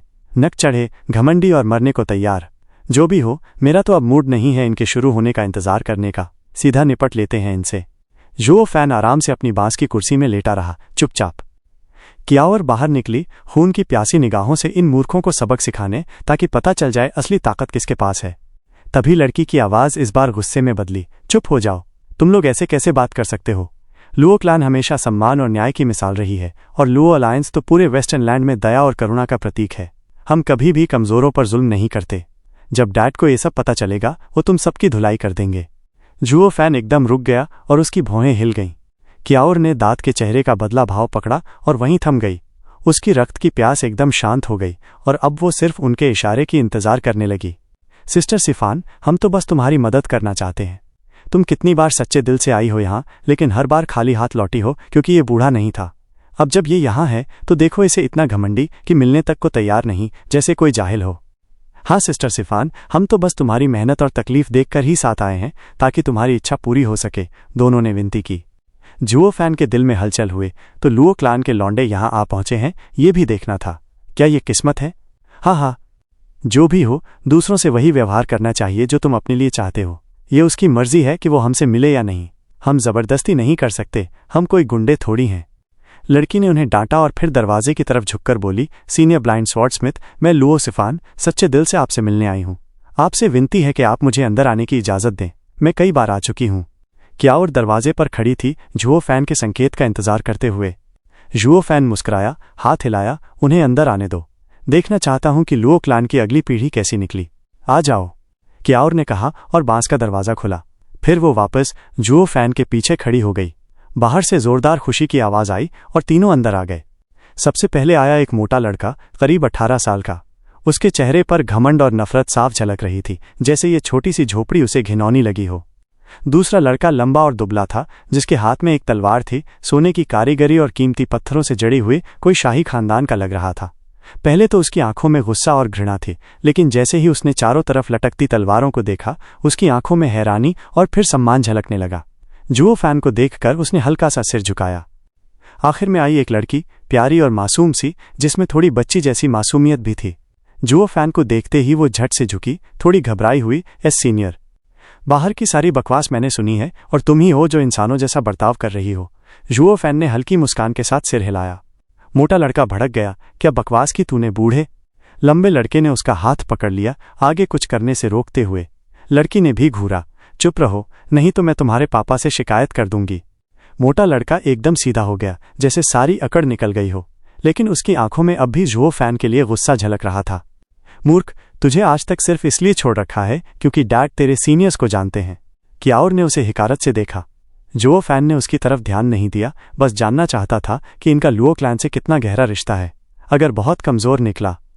मिस, अभी तुम कह रही थी कि तुम लुओ अलायंस से आई हो, वही लुओ अलायंस जो वेस्टर्न लैंड्स की 9 सेक्ट्स में से एक है। और कौन सा होगा? मोटा लड़का अकड़ के बोला, अब तो डर लग रहा है न बूढ़े। लुओ अलायंस 9 सेक्ट्स का मुखिया है। यहाँ तक कि डबल ड्रैगन मैनर भी हमें इज्जत देता है, और तू हमें मिलने से मना कर रहा है। ये तो सीधा मौत को बुलाना है। आहा! लड़की ने गुस्से में उसकी टांग पर जोर से पैर मारा और वो दर्द से चीख पड़ा। चुप हो जा, मेरी चेतावनी भूल गया क्या? सीनियर, कृपया हमें माफ़ कर दीजिए। मैं लुओ सिफान हूँ, अलायंस लीडर लुओ युनहाई की बेटी। ये दोनों मेरे दोस्त हैं। मैं आपसे हमारे बुरे व्यवहार को नज़रअंदाज करने की विनती करती हूँ। लड़की ने फिर से झुककर हाथ जोड़े। जुओ फैन ने चौंकते हुए सिर झुका लिया और सोचा, लुओ सिफान मतलब लुओ मिसेस फैन, तो तुम हो लुओ अलायंस की यंग मिस। तो ये दोनों कौन हैं? किसे मूर्ख कह रहा है तू, बूढ़े? दोनों ने एक साथ चिल्लाया। जुओ फैन बोला, तुम्हें ही। और क्या मुझे खुद को कह रहा हूं? क्यों मारोगे मुझे? तो देख तो सही। दोनों तिल मिलाए, लेकिन लुओ सिफान की वजह से खुद को रोके रखा, मगर चिल्लाते रहे। हम किसी मूर्ख की तरह दिखते हैं क्या? और मैं बूढ़ा दिखता हूं? लोग कहते हैं तू बूढ़ा है, तो वही लोग कहते हैं तुम मूर्ख हो। कौन लोग? कौन? गांव वाले। कियावर? इन तीनों और जुओ फैन के बीच बहस छिड़ गई। लड़के गांव वालों को गवाह बना रहे थे और जुओ फैन कियावर को। अगर कोई तुम्हें कुछ कहता है तो कोई और तुम्हें वही कहे तो तुम वही बन जाते हो। दोनों लड़के गुस्से से दांत पीसने लगे, चेहरों पर लालिमा। परिवार को गवाह बनाना कहाँ का न्याय था? लुओ सिफान हंसी रोक नहीं पाई। एस सीनियर, पहली बार देखा किसी सीनियर को जूनियर से यूं लड़ते हुए, और मैंने पहली बार देखे इतने बदतमीज जूनियर्स। जुओ फैन चिल्लाया, चलो अपने नाम बताओ। कहीं ये मत कह देना कि अलायंस हेड तुम्हारे भी डैड है। वैसे नहीं है, दोनों ने एक साथ कहा, लेकिन उनकी नजरें झुकी हुई लुओ सिफान की तरफ चली गईं। जुओ फैन ने पलकें झपकाईं और पूछा, इसका क्या मतलब, हो या नहीं? ओह माफ करना, मेरी आंखें अब पहले जैसी नहीं रहीं। जुओ फैन ने गला साफ किया और बोला, कहते हैं जोड़ी बराबरी की होनी चाहिए। तो तुम दोनों कौन हो जो खुद को इस लायक समझते हो? तू तो बिल्कुल अंधा ही निकला बूढ़े। अगर तू जानता कि मेरे डैड कौन है तो ये सवाल कभी नहीं करता। मोटे लड़के ने गर्व से सीना चौड़ा कर कहा, सुन, मेरा नाम है लॉन्ग जियानशन। मेरे पिता हैं लुओ अलायंस के एल्डर लॉन्ग शिंगयुन और मेरे दादा हैं लुओ अलायंस के 7 संस्थापकों में से एक, लॉन्ग यीफे। जुओ फैन ने बात पूरी की, तो तुम हो त्यान्यू के वेल्ड ड्रैगन पवेलियन से? मोटा लड़का चौंक पड़ा। क्या बकवास है ये? वेल्ड ड्रैगन पवेलियन जैसी कोई चीज नहीं है। मैं तो लुओ अलायंस के एल्डर की बात कर रहा हूं। लॉन्ग जियानशन, डैड ने मुझे एक बार बताया था कि तुम्हारा लॉन्ग क्लैन पहले वेल्ड ड्रैगन पवेलियन था, फिर लुओ अलायंस में आया। लुओ सिफान ने बात काटी। लॉन्ग जियानशन चौंक गया। सच? मुझे क्यों नहीं पता। लुओ अलायंस के नाम से अब तो सारे पुराने नाम गुम हो गए हैं। हा। जुओ फैन ने सिर हिलाते हुए कहा। वो तीनों उसे अजीब निगाहों से देखने लगे। कौन है ये आदमी? ये लोग जिन बातों को 100 साल में नहीं जान पाए वो इन्हें एक पल में बता रहा है। जुओ फैन उनके लिए अब एक पहेली बन चुका था। जुओ फैन ने उस दुबले पतले लड़के की तरफ इशारा करते हुए पूछा, तू कौन है फिर? क्या तू भी उन्हीं 7 घरानों में से एक का है? वो झट से आदर से बोल पड़ा, मैं शे नीनयांग हूँ, शे थेनशांग का बेटा, जो वेस्टर्न लैंड की स्वॉर्ड गॉड सेक्ट के ग्रेट वेनरेबल हैं, और मेरे दादाजी शे शाओफेंग वो लुओ अलायंस के 7 संस्थापक एल्डर में से एक हैं। जुओ फैन ने सिर हिलाया। अच्छा, तो तू स्वॉर्ड मार्कीज अबोट का डिसेंडेंट है। नियन यांग यानी यांग गायब है। बता, तेरा चाचा शे थियनयांग कैसा है? उसके कोई बच्चे हैं? शे नीनयांग बोला, सीनियर, पिताजी ने बताया कि चाचा 100 साल पहले पहाड़ों में एकांतवास में चले गए थे, तब से उनका कोई अता पता नहीं। दादाजी उनको बहुत याद करते हैं, इसलिए मेरा नाम भी उन्होंने ऐसा रखा। जुओ फैन ने दुख भरी मुस्कान के साथ सिर हिलाया। 100 साल हो गए और घर नहीं लौटा? लगता है वो बड़ा चैन में है। हा। उसकी आंखों में हल्की सी उदासी झलकी, जैसे दूसरों को तो अपनी चाहने वालों के साथ सुकून मिला और किस्मत ने उससे ये सुख छीन लिया। तीनों बच्चे थोड़े उलझन में पड़ गए और पूछ बैठे, सीनियर, क्या आप हमारे एल्डर्स को जानते हैं? जुओ फैन ने सिर हिलाया। हाँ, थोड़ी बहुत जान पहचान है, नहीं तो मैं यूं ही तुम जैसे बच्चों को मिलने की इजाजत देता। फिर एक बोला, वो ब्लाइंड अंकल। जुओ फैन ने भौहें चढ़ाईं। Blind uncle? वो लड़का सकपकाया। मुझे पता नहीं था आपको कैसे बुलाऊं। गांव वालों ने कहा आप एक अंधे स्वॉर्डस्मिथ हैं और हमारे पिताओं के काफी करीबी भी हैं, तो मैंने अपने मन से आपको अंकल कह दिया, बुरा मत मानिए। लुओ सिफान इधर उधर देखते हुए बोली, अगर आपको अच्छा नहीं लगा तो बताइए, मैं आपको क्या कहकर बुलाऊं? क्या और हंसते हुए बोली, डैड, ये तो बड़ी दोस्ताना है, बस नाम रखने में थोड़ी गड़बड़ हो गई। रिश्ते के हिसाब से देखे तो लुओ यूनहाई ने जुओ फैन को बड़ा भाई माना था, तो उसकी बेटी का अंकल कहना ठीक है, पर सही मायनों में तो उसे ग्रेट अंकल कहना चाहिए था। मैक्स मांगा एक्सप्लेन की तरफ से नोटिस। चीनी भाषा में हर तरह के अंकल के लिए अलग शब्द होते हैं, जैसे माँ की तरफ, पिता के छोटे भाई, बड़े भाई वगैरह वगैरह। जुओ फैन ने हाथ हिलाकर कहा, छोड़ो लड़की, मैं तो तुझे एक नोबल फैमिली की लड़की समझा था, लेकिन तू तो मुझसे ऐसे चिपक रही है जैसे पुराना वाला मैं देख रहा हूं तुझमें। हा, अपने पापा पर गई है तू? लुओ सिफान शर्मा गए। नहीं, ये पापा से नहीं, मम्मी से आया है। मम्मी कहती हैं कि अगर किसी की नज़र में आना है तो थोड़ी बेशर्मी और सीधेपन की ज़रूरत है। ऐसे ही तो हमारा क्लान ऊपर उठा। हा, सही कहा। तुम्हारा क्लान तो दूसरों के कंधों पर चढ़ के ही ऊपर गया है, और वो सड़ चुके बेशर्म लोग। हा। जुओ फैन हंसते हुए अपने पुराने दिनों में खो गया। सालों बाद आज दिल हल्का हुआ। बोला, चलो मिस, जो कहना है कहो, मैं जहां तक हो सके मदद करूंगा। लुओ सिफान खुश होकर झुक गई। Thank you uncle. सच बताऊं, ब्लाइंड अंकल, 2 महीने बाद मेरे डैड का ग्रैंड बर्थडे है। मैं उन्हें कुछ अच्छा गिफ्ट देना चाहती थी, पर मैंने देखा कि उनके पास तो दुनिया की हर चीज़ है। तभी जब मैं इस इलाके से गुजर रही थी तो सुना कि सीनियर की स्पिरिचुअल स्वॉर्ड्स बनाने की कला बहुत ही ज़बरदस्त है, इसलिए आपके पास आई हूं। जुओ फैन ने उसकी बात पर सराहना से सिर हिलाया। वाह, तू तो वाकई एक समर्पित बेटी है, बस एक गिफ्ट के लिए इतना कुछ कर रही है। लेकिन फिर जुओ फैन ने आह भरते हुए कहा, वो लौंडा तो अब बुढ़ापे का मजा ले रहा है, और मेरा क्या? तीनों के जबड़े जमीन पर गिर पड़े। हे भगवान, लौंडा? ये आदमी लुओ अलायंस के क्लैनहेड को लौंडा कह रहा है? ये कौन है जो वेस्टर्न लैंड की सबसे स्ट्रॉन्गेस्ट ताकत को इस तरह बोल रहा है? यहां तक कि एग्जॉल्टेड डबल ड्रैगन्स भी उन्हें नीचा नहीं दिखाते। इस दुनिया में एक ही इंसान था जो लुओ यूनहाई को यूं लौंडा कह सकता था, जुओ फैन। चाहे लुओ यूनहाई बूढ़ा हो जाए, वो फिर भी बुरा नहीं मानेगा। लुओ अलायंस के पुराने एल्डर ये बात जानते थे कि जुओ फैन के पास वो अधिकार था, वो हैसियत थी, लेकिन यहाँ मौजूद इन तीनों को असल इतिहास की कोई जानकारी नहीं थी। वे तो बस अलायंस लीडर को पूछते थे और किसी को भी उनके लिए ऐसा बोलते नहीं देखा था। क्याओर हंस पड़ी उनके बेशर्म चेहरों को देखकर। डैड, जल गए क्या? चाहो तो हम और भाई तुम्हारा भी ग्रैंड बर्थडे पार्टी कर दें। झुओ फैन ने आंखें घुमाई। हद कर दी, मैं अभी बूढ़ा नहीं हुआ, ऐसी बातें बंद करो। फिर सिर हिलाते हुए बोला, लेकिन सोचो, यूनहाई लौंडा अब ग्रैंड बर्थडे मना रहा है। जब मैं उसे पहली बार मिला था तब वो तो झूलों में था। हा हा हा। तीनों के चेहरे खिंच गए। मतलब इसने अलायंस लीडर को बचपन में देखा है। फिर ये कोई कोर एल्डर टाइप होगा क्या? लेकिन ऐसा कैसे? अलायंस के बड़े लोग तो वेस्टर्न लैंड के सबसे ताकतवर होते हैं, और ये बंदा बस प्रोफाउंड हेवन के 5th स्टेज का एक गुमनाम हर्मिट है जिसके 2 बच्चे हैं। किसी भी एल्डर जैसा नहीं दिखता। 5th स्टेज प्रोफाउंड हेवन और 100 साल बाद भी 20 साल का दिख रहा है। बस गांव वालों की बातों के अलावा और कोई सबूत नहीं था कि वो यहाँ दशकों से है। उलझनों से भरे तीनों बस झुओ फैन को देखते रह गए। झुओ फैन मुस्कुराया और बोला, चलो मिस, तुम्हें तलवार चाहिए? जो मन करे ले लो। Thank you blind uncle. Luo Sifan खुशी से उछली और शे नियन यांग को खींचते हुए बोली, तुम्हारा क्लैन तो स्वॉर्ड्समैनशिप में बेस्ट है ना? चलो पापा के लिए एक शानदार तलवार ढूंढो। शे नियन यांग खुश होकर बोला, छोड़ दो मुझ पर सिस्टर सिफान। शे नियन यांग आगे बढ़ा और उसके साथ सिफान भी तलवारों की कतार में घुस गई। पीछे खड़ा लोंग जियानशान चिढ़के मुंह बना रहा था। जब शे नियन यांग ने उन स्पिरिचुअल स्वॉर्ड्स को नजदीक से देखा तो उसकी आंखें हैरानी से चमक उठीं। लोंग जियानशान ने बड़बड़ाते हुए कहा, बस अब हो गया निहारना, एक ले लो और चलो यहाँ से। लुओ सिफान आशा से देखती रही। कैसे हैं शे नियन यांग? कोई बढ़िया मिली? अद्भुत हैं, एक से बढ़कर एक, सबकी सब अनोखी तलवारें हैं।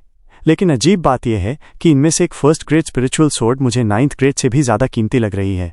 समझ नहीं आ रहा कौन सी लूं, 1st ग्रेड या 9th? लोंग जियानशान ने तिरस्कार से कहा, जाहिर है 9th लेनी चाहिए। क्लैन हेड को कोई 1st ग्रेड की मामूली तलवार गिफ्ट करेगा क्या? और फिर ताने मारते हुए बोला, कौन सा स्वॉर्ड क्लैन है तुम्हारा जिसे ये तक नहीं पता कि 1st और 9th में फर्क क्या है? मेरे हिसाब से तो सीधा 9th ग्रेड उठा लो और चलो। लेकिन मुझे तो 1st वाली ज्यादा सही लग रही है। लोंग जियानशान ने चिढ़कर कहा, बकवास, कहाँ 1st ग्रेड, कहाँ 9th ग्रेड? दिमाग खराब है क्या? शे नियन यांग उलझन में था और लोंग जियानशान और भी चिढ़ गया। सिस्टर सिफान, देखा, ये लड़का सिर्फ अपने क्लैन की तारीफ कर सकता है, असल में तलवारों की पहचान नहीं करता। तुमने इससे मदद क्यों मांगी? हा हा हा, कितना बेवकूफ़ी भरा फैसला था, मेरी मदद ले लो। तभी झुओ फैन मुस्कुरा उठा और बोल पड़ा, कोई तलवार चुननी नहीं पड़ेगी जब मेरी हर एक तलवार अपने आप में परफेक्ट हो। शे नियन यांग को उलझन इसी वजह से है क्योंकि वो सच में स्वॉर्ड मार्कीज अबोट का डिसेंडेंट है। झुओ फैन ने तलवारों के पास जाकर एक एक पर हाथ फेरते हुए कहा, तलवारें भी इंसानों की तरह होती हैं, हर एक की अलग पहचान होती है। चाहे 1st हो या 9th ग्रेड, हर तलवार की अपनी राह होती है। अगर तलवार को उसकी राह के अनुसार ना चलाया जाए तो वो और उसका धारक एक नहीं हो पाते, न बढ़ पाते हैं, न साथ निभा पाते हैं। और उल्टा भी सही है। शे नियन यांग इसीलिए उलझा हुआ है क्योंकि वो असली स्वॉर्ड्समैन है। मैंने वो 1st ग्रेड स्पिरिचुअल स्वॉर्ड 3 साल पहले बनाई थी।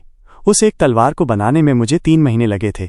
जब भी मैं स्वॉर्ड की राह में कुछ नया समझता हूँ, मैं हर ग्रेड की एक तलवार बनाता हूँ, 1st से लेकर 12th तक। हर बार ऐसा ही करता हूँ ताकि मैं स्वॉर्ड की आत्मा को समझ सकूँ। वो 9th ग्रेड सिर्फ ऊंची ग्रेड वाली है, पर उसमें तलवार की राह की समझ अधूरी है, जबकि वो 1st ग्रेड वाली कल्टीवेशन और आत्मज्ञान के लिए कहीं बेहतर है। लोंग जियानशान ने हंसते हुए बात को टालने की कोशिश की, अरे भाई, स्पिरिचुअल स्वॉर्ड्स तो बस हथियार हैं, कोई साधना का माध्यम नहीं। पहली बार सुन रहा हूं कि हथियार भी कल्टीवेशन में मदद कर सकते हैं। झुओ फैन मुस्कुराकर बोला, मैं भी कभी ऐसा ही सोचता था, पर जो अनभिज्ञ हैं वो कभी सच्चाई तक नहीं पहुंच सकते। तलवार कभी उनके सामने नहीं खुलेगी जो उसे अपना साथी नहीं मानते। तलवार हथियारों की राजा है, उसका अपना अभिमान होता है। जब तक तुम उसे सच्चे मन से नहीं अपनाओगे तब तक उसकी आत्मा तुम्हें स्वीकार नहीं करेगी। इसी वजह से बहुत से स्वॉर्ड्समैन बस सतही ज्ञान तक ही सीमित रह जाते हैं। इस राह में आगे बढ़ना है तो सिर्फ समझ या प्रतिभा नहीं बल्कि सच्चा मन भी चाहिए। हम्फ, तुम्हारी बात सुनकर तो लग रहा है जैसे तुम सच में सच्चे हो। तो फिर तलवार की राह में काफी आगे बढ़ चुके होगे, इतनी गंभीरता से बात कर रहे हो। लोंग जियानशान की आवाज में ताना था। बस थोड़ा औसत से बेहतर हूं, इसीलिए तुम प्रोफाउंड हेवन स्टेज के बीच में अटके हो और हम रेडियंट स्टेज के शिखर पर। तो ये बात है, तुमने पिछली सदी तलवार चलाने में बर्बाद कर दी, कल्टीवेशन की तरक्की छोड़कर, और नतीजा ये कि जूनियर्स तुमसे मीलों आगे निकल गए। लोंग जियानशान के चेहरे पर घमंड साफ झलक रहा था। क्याओर की आंखें बर्फ जैसी ठंडी थीं, मन में बस उसके लिए तिरस्कार था। मूर्ख। लुओ सिफान की आंखें उसे घूर रही थीं। लोंग जियानशान, क्या तुम्हें अपने बड़ों की इज्जत करना नहीं आता? फिर उसने झुककर गहरी क्षमा याचना की, ब्लाइंड अंकल, कृपया उसे माफ कर दीजिए। ये बहुत ज़्यादा लाड प्यार में बिगड़ गया है। मैं उसकी तरफ से माफ़ी मांगती हूँ। कोई बात नहीं। मैंने इन जैसे मोटे, लड़ाईखोर और घमंडी लोगों को इन सालों में गिनती से ज़्यादा देखा है। जुओ फैन ने उसे टालते हुए कहा, मैं मानता हूं कि पिछली सदी ज़्यादातर तलवार को समझने में ही निकल गई और कल्टीवेशन वहीं की वहीं रह गई, लेकिन मेरे पास और कोई रास्ता नहीं था। मुझे कुछ भी नहीं आता था, इसलिए मुझे अपनी पूरी तवज्जो उसी पर लगानी पड़ी। प्रोफाउंड हेवन का कल्टीवेटर और कोई चुनौती? अपने ओपोनेंट का नाम बता दो, मैं उसे अभी निपटा देता हूं। लॉन्ग जानशन, बस करो। लुओ जियानशन अपने घमंड में मुस्कुरा ही रहा था कि लुओ सिफान ने उसे झाड़ दिया। वहीं शीन न्यान्यंग तो हर पल और ज्यादा चौंक रहा था। सीनियर, आपके तलवार ज्ञान की महिमा देख के मैं दंग हूं, वो भी इतने देर से उस पर ध्यान देने के बावजूद। मैंने आज तक किसी ग्रैंड मास्टर की बनाई स्पिरिचुअल स्वॉर्ड में इतनी लाइफ नहीं देखी। हे, तुम्हारी नज़र तेज है जो तुम्हें तलवारों के अंदर की लाइफ दिखाई दी। हाँ, इन सालों में मेरी सारी मेहनत तलवार को समझने में ही लगी। जब भी कोई नई समझ मिली, मैं 12 ग्रेड्स की तलवारें फिर से बनाता। मेरे पास लाखों हो गई और हर स्पिरिचुअल स्वॉर्ड पहले से ज़्यादा जीवित लगने लगी। जुओ फैन ने गर्व से कहा, अब ज़्यादा देर नहीं है। अगली बार जब ब्रेक थ्रू करूंगा तब उस 100 साल पुरानी चुनौती का जवाब दे सकूंगा। लॉन्ग जियानशन की हंसी में फिर से तिरस्कार था। एक प्रोफाउंड हेवन कल्टीवेटर जो सारी मेहनत सिर्फ दिखावे पर कर रहा हो, वो कैसे लड़ेगा? क्या लाश बनकर? थोड़ी बहुत मेहनत करके कोई अपनी शान संभाल ले तो वो ठीक है, लेकिन तुम्हारी सूरत बेरंगी है और ऊपर से तुम अंधे भी हो। तुम्हारा क्या फ़ायदा? सिर्फ जवान चेहरा बनाकर किसे दिखा रहे हो? मैं अपनी जवानी में ही काफ़ी आगे बढ़ गया था, इसलिए अब चेहरा संवारने की ज़रूरत ही नहीं पड़ी। बस वैसे ही बना रहा। मेरे माँ बाप भी ऐसे ही हैं, स्टुअर्ट जूग और अंकल ली की तरह नहीं, जो पिछले 100 साल से वैसे के वैसे दिखते हैं। लुओ सिफान ने बीच बचाव किया। लॉन्ग जियानशन फिर से हंस पड़ा। अरे ये कहाँ एक जैसा है? अलायंस लीडर ने तो इन सालों में सोल हार्मनी स्टेज का शिखर पा लिया, और ये आदमी प्रोफाउंड हेवन में ही अटका है और आज भी 30 का ही लग रहा है। लगता है सारी मेहनत इसी बेमानी चेहरे को बनाए रखने में लगाई है। बाकी 2 लोगों ने भी जुओ फैन की ओर ध्यान से देखा। जैसे जैसे स्टेज बढ़ती है, उम्र भी लंबी होती जाती है और चेहरा भी उसी हिसाब से जवान बना रहता है। जैसे लुओ युनहाई, जो अब सोल हार्मनी का शिखर छू चुका है, उसके पास हजारों साल बाकी हैं। तो 1 सदी तो ऐसे गुजर गई जैसे बचपन ही हो। जुगे, चंगफेंग और बाकी लोग तो पहले से ही बूढ़े थे। फिर लुओ क्लैन की मदद से सीक्रेट स्टोन्स पाकर उन्होंने कल्टीवेशन बढ़ाई। उम्र बढ़ी, पर चेहरा वैसे का वैसा ही रहा, क्योंकि उन्होंने कभी उसे बदलने की कोशिश ही नहीं की। अधिकतर मर्द ऐसे दिखावे वाले कामों को तुच्छ समझते हैं जो सिर्फ लड़कियां करती हैं, और लड़कियों के लिए चेहरा ही सब कुछ होता है। इसीलिए ज़्यादातर लोग जो उम्र के साथ जवान दिखते हैं, उन्होंने पहले ही काफ़ी ऊंची कल्टीवेशन हासिल कर ली होती है, इसलिए किसी दिखावे की ज़रूरत नहीं होती। जुओ फैन की बात करें तो प्रोफाउंड हेवन में होने के बावजूद वो किसी पुराने महान कल्टीवेटर जैसा नहीं दिखता। असल में जुओ फैन ट्रू सेल्फ आर्ट का इस्तेमाल कर रहा था, जिससे उसकी कल्टीवेशन जानबूझकर घटाई गई थी। उसकी असली शक्ति तो सोल हार्मनी के शिखर पर थी। वो जेनेसिस स्टेज तक नहीं पहुंचा, बस इसलिए क्योंकि उसने तलवार को समझना ज्यादा जरूरी समझा। ब्लाइंड अंकल, लॉन्ग जियानशन की जुबान खराब है, लेकिन बात कुछ हद तक सही है। जब तुम्हारे ऊपर एक चुनौती है तो तुम्हें अपनी शक्ल सूरत के बजाय ताकत बढ़ाने में ध्यान देना चाहिए था। लुओ सिफान ने मुस्कुराते हुए कहा, ताकत कल्टीवेशन से आती है, डाओ तो बस उन लोगों के लिए है जो शिखर तक पहुंचते हैं। आपको तो जल्दी करना चाहिए। लीजिए, ये सेक्रेट स्टोन्स हैं, इन्हें ले लीजिए। लुओ सिफान ने अपने रिंग से कुछ सेक्रेट स्टोन्स निकाले और आगे बढ़ा दिए। जुओ फैन ने उन्हें रोका, चेहरा हमेशा की तरह शांत। बच्चों, डाओ दिल से आता है, कल्टीवेशन से नहीं। तुम कोई भी राह पकड़ो, असली समझ तो एक पल में आती है। अगर वो छोटा सा मौका चूक गया तो फिर कभी नहीं मिलेगा। रही बात कल्टीवेशन की, तो वो तो रिसोर्सेज और समय से हो ही जाती है। मैंने तलवार के रास्ते को समझने के लिए पिछली सदी लगा दी, क्योंकि मैं उसकी कीमत जानता था। राह कितनी दूर तक जाती है, ये इस पर निर्भर करता है कि तुम कितना चल सकते हो, वरना बस वहीं के वहीं रह जाओगे। TCH, एक प्रोफाउंड हेवन कल्टीवेटर हमें उपदेश दे रहा है, लॉन्ग जियानशन ने तिरस्कार से कहा, और बाकी 2 के चेहरे पर भी उलझन और निराशा छा गई। जुओ फैन के हाथ में एक नीली चमक आई और एक चमचमाती तलवार प्रकट हुई। उसकी ऑरा इतनी जबरदस्त थी कि तीनों बच्चे दंग रह गए। ये एवोब्लू, लंबाई 1.88 मीटर, वजन 4.9 किलो, और इसमें छुपा है शुभ अंक 9 यानी सबसे श्रेष्ठ। अलायंस लीडर यानी तुम्हारे डैड सबसे पहले ईमानदार हैं। उनके अंदर एक शाही ठाठ है, लेकिन जबरदस्ती नहीं। एवोब्लू इंसान को दुनिया से जोड़ता है, उसके राजा जैसे व्यक्तित्व को और भी विशाल बनाता है और करुणा में केंद्रित करता है। ये उनके डाओ हार्ट के लिए सबसे उपयुक्त है। ये तलवार उन्हें दे देना। जुओ फैन ने तलवार को छूते हुए लुओ सिफान की ओर बढ़ाया। इतने सालों बाद नजर मिला रहा हूं तो उनके ग्रैंड बर्थडे पर यह मेरा गिफ्ट होगा। वो नीली तलवार इतनी शानदार लग रही थी कि तीनों के दिल तेज धड़कने लगे, यहां तक कि लॉन्ग जियानशन भी बोलने से रह गया। तलवार जैसे उन्हें अपने मोहपाश में बांध चुकी हो। शी नियान्यांग चिल्ला पड़ा, एक 12th ग्रेड की स्पिरिचुअल वेपन जो पूरे 5 लैंड्स में सबसे रेयर और परफेक्ट मानी जाती है। 12th? बाकी दोनों चौंक पड़े। हाँ, मैंने कहा था ना, जब भी नई समझ आती है मैं 12 ग्रेड्स को फिर से रिफाइन करता हूँ। ये बस उसी में से एक है। जुओ फैन ने तलवार उछाली और लुओ सिफान ने उसे अपनी छाती से लगा लिया। एक हल्की हवा चली और तीनों को हट से बाहर धकेल दिया। अपने डैड को मेरे बारे में मत बताना और दोबारा यहां मत आना। हमारी पीढ़ियों का फर्क है। दरवाज़ा बंद हो गया और तीनों कांपते हुए वहीं खड़े रह गए। फिर वो तीनों तलवार की ओर देखने लगे। उनके मन में रिस्पेक्ट भर गया। एक प्रोफाउंड हेवन कल्टिवेटर हमें 3 रेडियंट स्टेज वालों को पीछे धकेल दे, ये तो कोई मतलब ही नहीं बनता। उनके दिल बैठने लगे और फिर लुओ सिफान ने झुककर कहा, सीनियर, इस अनमोल गिफ्ट के लिए बहुत बहुत धन्यवाद। मैं इसे कभी नहीं भूलूंगी। अब मैं जा रही हूं और एक दिन इस एहसान का बदला जरूर चुकाऊंगी। तीनों वहां से चले गए। वो अंत में एक तलवार पा चुकी थी। इतनी रेयर चीज उसके डैड तो अपने बर्थडे पर खुशी से फूले नहीं समाएंगे। क्यावर, चलो यहां से। जुओ फैन ने गहरी सांस ली। क्यावर ने पूछा, फादर, आपने तो कहा था 8 में से आखिरी world wind tunnel sword star की राजधानी का थंडर पवेलियन है। 5 लैंड को जोड़ने वाली रिकॉयल अरे अब बस उसी टनल की वापसी का इंतजार कर रही है ताकि हम सेक्रेट डोमेन लौट सकें। उससे पहले मैं उनकी शांति भंग नहीं करना चाहता। जुओ फैन बड़बड़ाया। क्यावर ने धीरे से सिर हिलाया। अचानक बर्बर एनर्जी चारों तरफ फैल गई। पूरा शहर उसमें डूब गया। क्यावर ने पूछा, इतनी जबरदस्त ब्लड लस्ट तो किसी हत्यारे की ही हो सकती है। ऐसे शांत इलाकों में कोई ऐसा क्या कर रहा है? क्यावर, उन नासमझ बच्चों ने अपनी नई तलवार दिखा दी और खुद ही मुसीबत मोल ले ली। जाओ, उनकी मदद करो, जुओ फैन ने कहा। क्यावर ने सिर हिलाया और उन तीनों के पीछे उड़ गई, जबकि वो तीनों अभी भी जैसे किसी पिकनिक पर हों, लड़ते झगड़ते कि तलवार कौन पकड़ेगा। तुम लोगों को क्या लगता है वो सीनियर कौन था? क्या उसका लुओ अलायंस से कोई लेना देना है? अपनी नई तलवार से खेलती हुई लुओ सिफान ने गंभीर बात छेड़ दी। लॉन्ग जियानशन ने उसे टालते हुए कहा, जैसे कि कोई लेना देना है। लगता है कुछ वक्त तियान्यू में रहा होगा, फिर हालात बिगड़े तो यहाँ चला आया। उम्र ज्यादा है तो थोड़ी जानकारी है बस, वरना प्रोफाउंड हेवन कल्टिवेटर और हमारी महान लुओ अलायंस के बीच क्या रिश्ता होगा? मजाक लग रहा है मुझे तो। अभी कुछ कहना जल्दी होगा।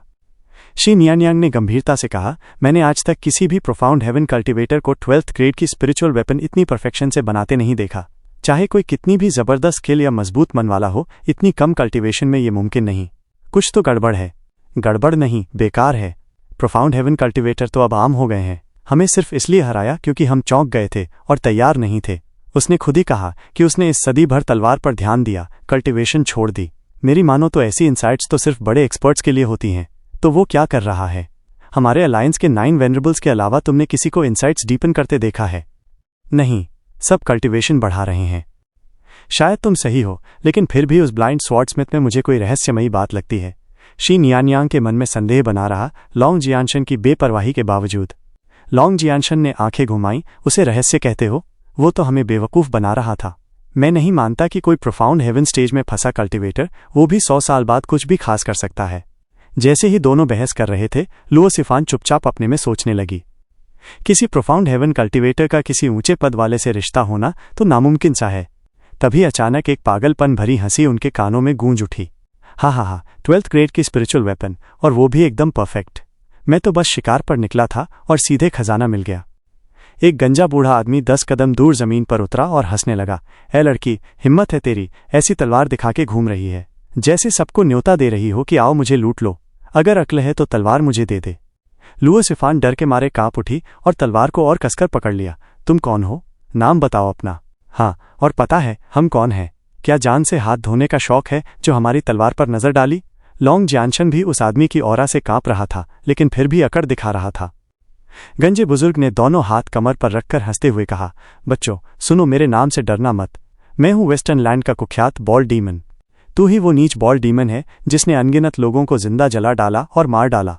लुओ सिफान कांपती आवाज में बोली, कहते हैं तेरे गुनाहों की कोई सीमा नहीं, और तो और 9 सेक्ट्स तक तुझे ढूंढ नहीं पाए, और तू यहाँ कैसे? शी नियान्यांग ने सिर हिलाया। अगर ये सच में बॉल डीमन है तो ये जेनेसिस स्टेज के 7th लेयर में है। हमारे अलायंस में भी बहुत कम लोग इसका मुकाबला कर सकते हैं। बहुत बुरा फंस गए हम। हा, अब समझ आया?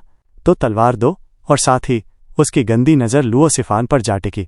मिस, क्यों न कुछ दिन साथ बिताएं? कसमें खाता हूं, तुझे सेफ नहीं रखूंगा। तू कर क्या रहा है? लॉन्ग जियानशन एकदम बीच में कूद पड़ा, लुओ सिफान को ढकते हुए। पसीने में तरबतर होकर भी बहादुरी दिखाने की कोशिश की। जानता है हम कौन हैं, हमें हाथ लगाने की हिम्मत कैसे की, मौत की ख्वाहिश है क्या? ओह, बहुत उत्सुक हूं जानने को, क्या इतना डरावना है? हा हा हा। गंजा आदमी और मजा ले रहा था। लॉन्ग जियानशन का चेहरा फड़क उठा, चिल्लाया, सुन ले ध्यान से, हम लुओ अलायंस से हैं और तू इस अलायंस हेड की यंग मिस के सामने खड़ा है। उसे छूने की कोशिश की तो पूरी अलायंस तेरे पीछे पड़ जाएगी। लुओ अलायंस की यंग मिस? बूढ़ा गौर से देखने लगा। लॉन्ग जियानशन मुस्कुराया। डर गया ना? डर गया मेरी जान। गंजा हंसने लगा। लुओ अलायंस क्या है, बस एक मोटा सा गिरोह जो वेस्टर्न लैंड में है। अगर उनका इलाका छूटा तो मैं चारों लैंड में घूम लूंगा। और वैसे भी चाहे लुओ अलायंस कितनी भी मजबूत हो, डेविल पैलेस का मुकाबला नहीं कर सकती जो चारों दिशाओं में फैला हुआ है। Devil palace? तीनों एकदम सहम गए। लुओ सिफान हकबका गई। हाय दया, डेविल पैलेस? ग्रैंडपा जूग ने बताया था, डेविल पैलेस एक सीक्रेट सोसाइटी है जो पिछले कुछ दशकों से धीरे धीरे सामने आ रही है। इसमें एक्सपर्ट्स की भरमार है। हमारी लुओ अलायंस इसका सामना नहीं कर सकती। ये दुनिया की सबसे स्ट्रॉन्गेस्ट हिडन पावर है, लेकिन अब तक वेस्टर्न लैंड के पावर से न कोई लेना देना रखा, न मिलना जुलना। और अब ये बॉल डीमन उसी डेविल पैलेस से है। हम तो गए, बाकी दोनों भी वहीं जम गए। ये लुओ अलायंस के राजकुमार जैसे बच्चों को लगता था दुनिया उन्हीं के इशारे पर चलेगी, लेकिन अब समझ आया कि दुनिया में असली ताकत क्या होती है। उन्हें खुद पर तरस आने लगा। फिर अचानक 3 तेज हवाओं का झोंका आया, सब वहीं जड़ हो गए। बॉल डीमन की गंदी नज़र अब भी लड़की के चेहरे और शरीर पर टिकी थी। वो धीरे धीरे उसकी तरफ बढ़ रहा था। ही लुओ अलायंस की यंग मिस, क्या खूब नसीब है मेरा। तलवार भी मेरी और तू भी। उसका काला हाथ लुओ सिफान के नाजुक गाल की ओर बढ़ा। ये क्या कर रहे हो? लुओ सिफान चीख पड़ी, आंखों में आंसू आ गए। बाकियों ने गुस्से में कहा, रुक जा हरामी बूढ़े, क्या कर रहा है? हे, मुझे गंदा बोल रहे हो और पूछ भी रहे हो क्या कर रहा हूं? मैं तो बस अपना आदर दिखा रहा हूं। हा। बॉल डीमन और भी पागल हो रहा था। लुओ सिफान रोते हुए चिल्लाई, नहीं, रुक जा हरामी। उसके दोस्त खून से लाल आंखों में बेबसी लिए देख रहे थे। तीनों रेडियंट स्टेज के कल्टीवेटर अब एक जेनेसिस स्टेज के राक्षस के खिलौने बन चुके थे। एक जोर की आवाज गूंजी और उसके बाद एक चीख, बूढ़ा आदमी हवा में उड़ गया। तीनों बच्चों को लगा जैसे किसी ने उन्हें बांध से छुड़ा दिया हो। बूढ़ा खून थूकते हुए जमीन से उठने की कोशिश करने लगा और चिल्लाया, कौन था वो? बच्चों ने चौंकते हुए देखा कि सामने एक बेहद सुंदर लड़की खड़ी है, बैंगनी बालों वाली, ठंडी नजरों से उन्हें देखती हुई। तुम हो? बच्चे खुशी से चिल्लाए। बचाव आ चुका था, लेकिन सबसे चौंकाने वाली बात यह थी कि ये लड़की उसी ब्लाइंड स्वॉर्डस्मिथ की बेटी थी और इतनी ताकतवर कि एक जेनेसिस डीमन को उड़ा दिया। ये लड़की आखिर है कौन? क्यावर ने उनकी तरफ ध्यान दिए बिना बॉल डीमन से कहा, दफा हो जा। ओ लड़की, लगता है तुझे पता नहीं मैं कौन हूं जो बीच में टांग अड़ा रही है। उग। बॉल डीमन कुछ कह ही रहा था कि उसकी नजर उस बैंगनी टोकन पर पड़ी। वो कांपने लगा, हकलाया, तुम स्पैरो। मैंने कहा दफा हो जा। बहरी है क्या, या यहीं मरना है?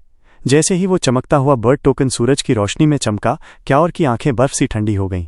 गले से घूंट भरते हुए बॉल डीमन झुककर तुरंत भाग खड़ा हुआ। बच्चों ने साफ देखा कि उसका पीठ पसीने से भीगा था। वे अब क्यावर को हैरानी से देख रहे थे। उसने उस राक्षस को भगा दिया जो वेस्टर्न लैंड में सालों से तबाही मचा रहा था। ये लड़की है कौन? और उस अंधे स्वॉर्डस्मिथ की बेटी में इतनी ताकत, तो बाप क्या होगा? क्यावर मुड़ी और चलने लगी। लुओ सिफान जल्दी से बोली, रुको। धन्यवाद मिस, आपने जो मदद की उसके लिए मैं कभी। हाँ, बस इसलिए किया क्योंकि डैड ने कहा था। क्यावर में जरा भी हमदर्दी नहीं थी। उन्होंने कहा था इन बच्चों को एक सबक देना है। हमेशा कोई तुमसे ज्यादा ताकतवर होता है। अपनी चीजें छिपा कर रखो, यूं दिखावा मत करो, क्योंकि तुम्हें कोई हक नहीं है। क्यावर गायब हो गई और तीनों वहीं खड़े रह गए, मुंह खुले के खुले। हे भगवान, हम किस जगह आ गए हैं? ये जगह है या कोई अजूबों का अड्डा? और वो अंधा स्वॉर्डस्मिथ आखिर है कौन? जिसकी बेटी ही इतनी इनक्रेडिबल है, उसका बाप तो। तीनों के चेहरे तमतमा उठे और उन्हें याद आया कि उन्होंने जुओ फैन के साथ कैसा व्यवहार किया था। हम तो पूरे जोकर बन गए थे। क्या शर्म की बात है। तो गाइस, इसी के साथ आज का एपिसोड यहीं पर खत्म होता है। अगर आपको कहानी पसंद आया हो तो एक प्यारा सा कमेंट और वीडियो को लाइक जरूर कर देना। और हाँ, सब्सक्राइब करके जुड़ जाओ मैक्स मांगा एक्सप्लेन से। बेल आइकन भी ऑन कर लेना ताकि कोई भी अपडेट मिस ना हो। कल फिर मिलेंगे अगले एपिसोड के साथ। तब तक के लिए अपना ख्याल रखना। जय हिंद।